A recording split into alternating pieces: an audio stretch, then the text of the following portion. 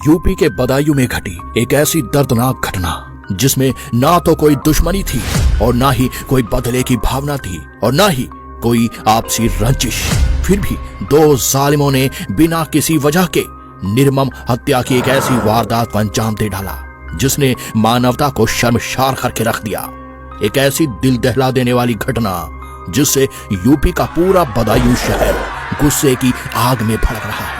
इस भयानक मंजर के बाद अब हर किसी के मन में बस एक ही सवाल था कि साजिद ने बच्चों को क्यों मारा। हर कोई ये जानना चाहता था कि ऐसी क्या वजह थी कि उसने बच्चों को इतनी बेरहमी से मौत के घाट उतार दिया। तो आज हम इस वीडियो में इन तमाम सवालों से पर्दा उठाने जा रहे हैं।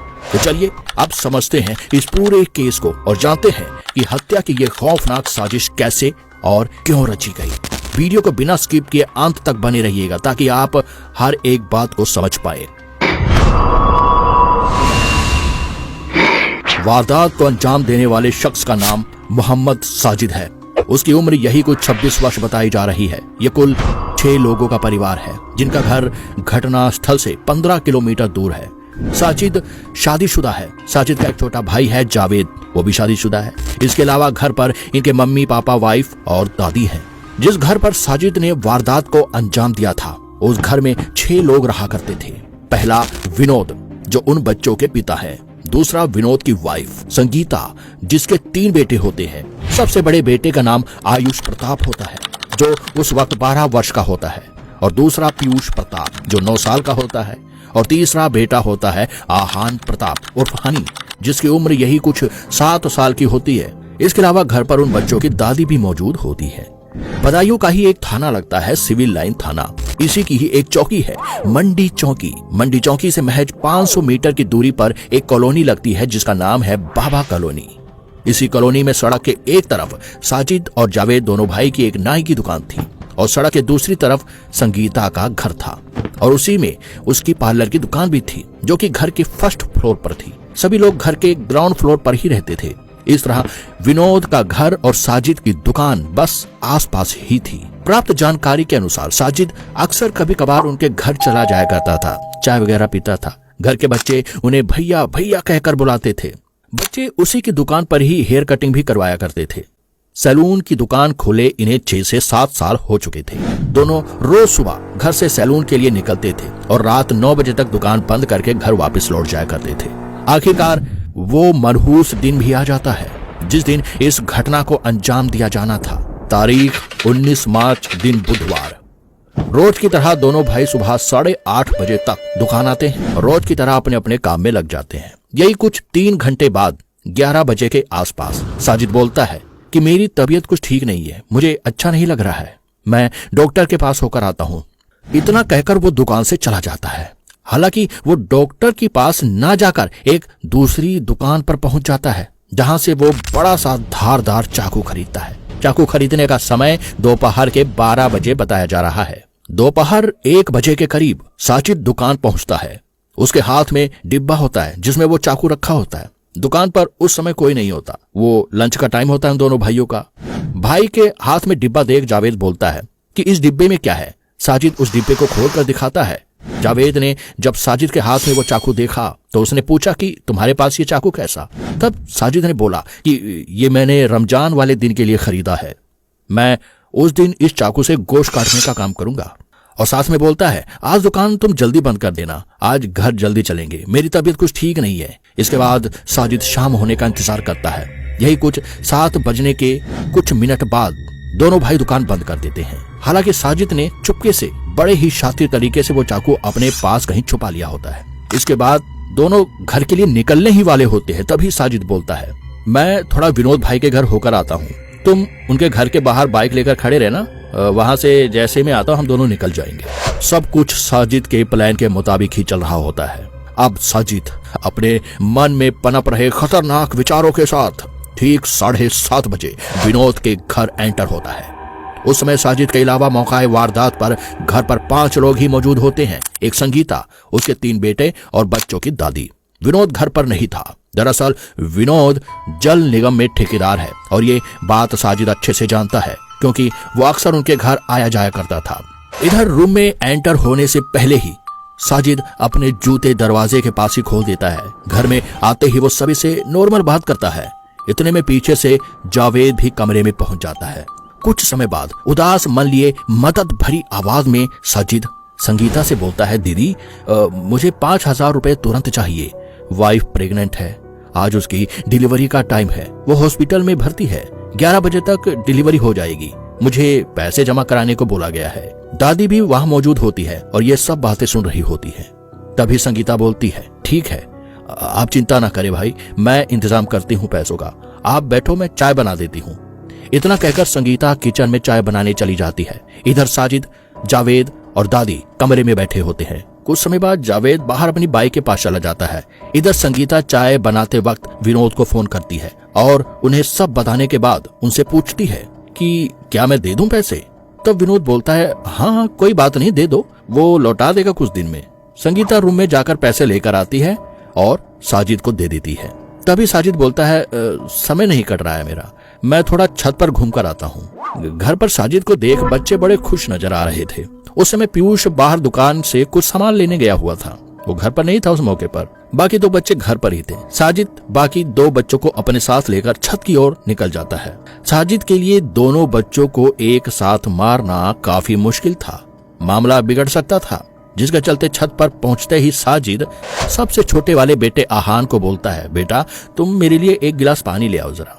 अब इस बीच छत पर सिर्फ आयुष ही था, जो कि भाइयों में सबसे बड़ा था। सही मौका देख साजिद अपना चाकू बाहर निकालता है और एक के बाद एक कई सारे वार करते हुए आयुष को मार देता है। कुछ ही देर में आहान कांच के गिलास में पानी लेकर छत की तरफ जाने लगता है। आहान फर्स्ट फ्लोर की सीढ़ियों तक पहुंच चुका होता है। तभी उसी पल पीयूष घर पहुंच जाता है और गेट खोलकर अंदर प्रवेश करता है।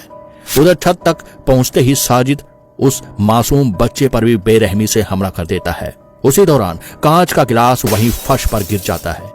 कांच का गिलास टूटने की आवाज पीयूष के कानों तक पहुंच जाती है। साथ में थोड़ी सी चिल्लाने की भी आवाज आती है। आवाज सुन पीयूष छत की तरफ भागता है। हालांकि यह आवाज अंदर कमरे में बैठे दादी और संगीता के कानों तक नहीं पहुंचती।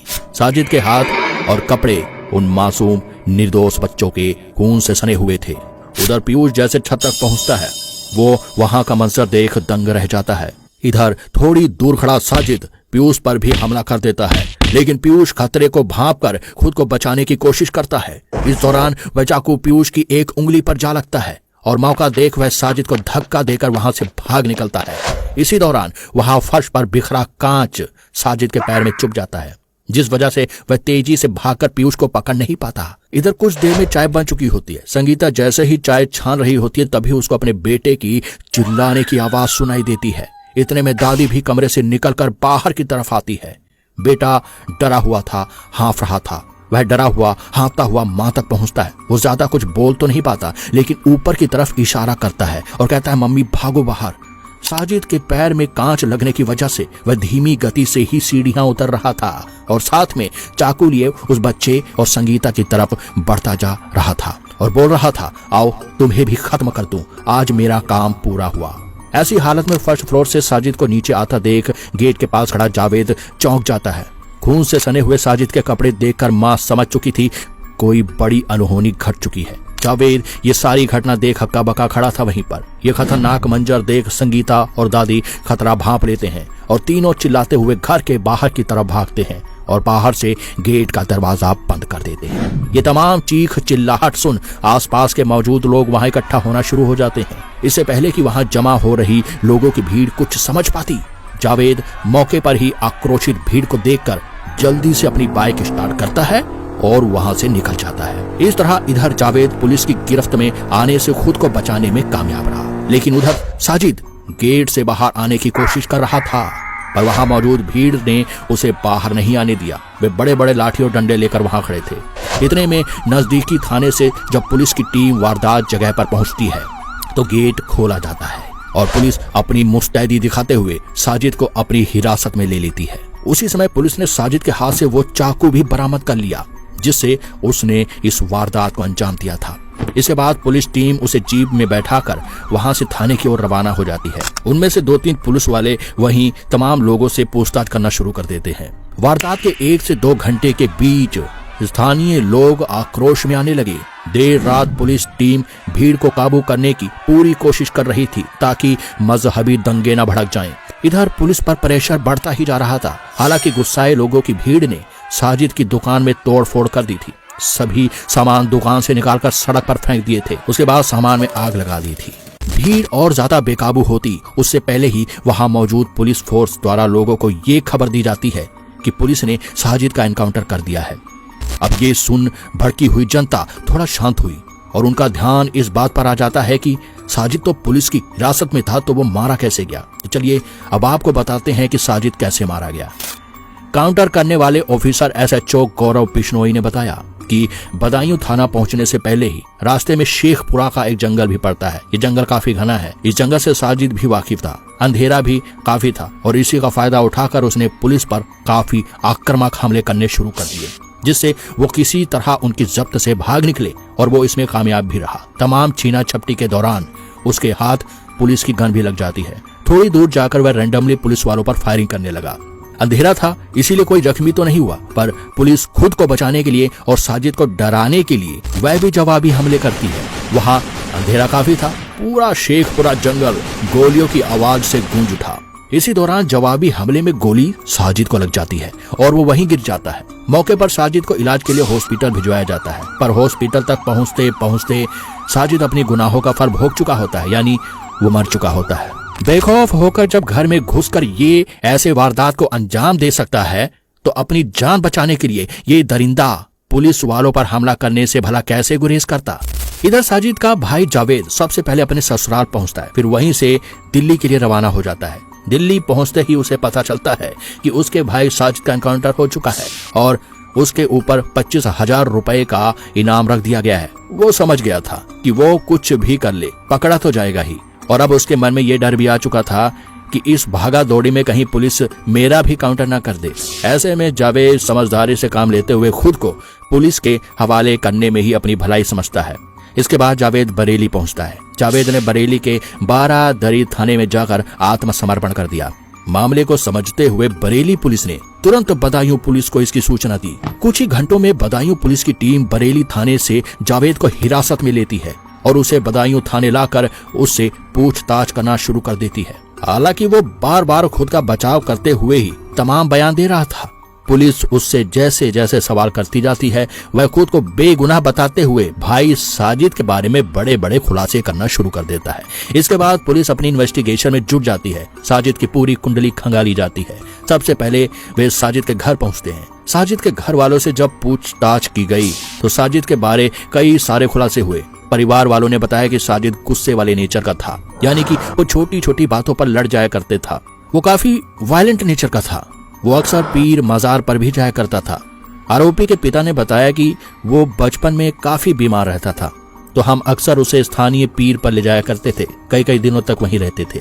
पिता ने बताया कि ऐसी दिमागी हालत के चलते जब वो 15-16 साल का था, तब उसने खुद को डैमेज करने के लिए भी कोशिश की थी, जिसके चलते उसने चूहे मारने वाली दवा खा ली थी। तब नजदीकी अस्पताल में उसका इलाज चला था, पर वो ठीक हो गया था। वहीं साजिद की पत्नी, जो घटना के 15 दिन पहले से ही अपने मायके में मौजूद थी, अगले दिन वहां भी पुलिस की टीम पूछताछ के लिए पहुंची। पुलिस वालों ने जब साजिद की पत्नी को सारा मामला बताया कि साजिद ने ऐसा ऐसा कांड कर दिया है, तो इस पर पत्नी ने कहा कि वो तो प्रेग्नेंट है ही नहीं। 2020 में उसका विवाह साजिद से हुआ था। शादी को 4 साल हो चुके थे। इसके अलावा यह बात भी सामने आई कि पहले भी वो जब कभी प्रेग्नेंट हुई है तो बच्चा या तो डिलीवरी के बाद मर जाता था या फिर गर्भ में ही मर जाता था, जिसके चलते अब तक उसकी कोई औलाद नहीं थी। इन तमाम गवाहों को मद्देनजर रखते हुए कुल मिलाकर ये बात सामने आती है कि साजिद की दिमागी हालत ठीक नहीं थी।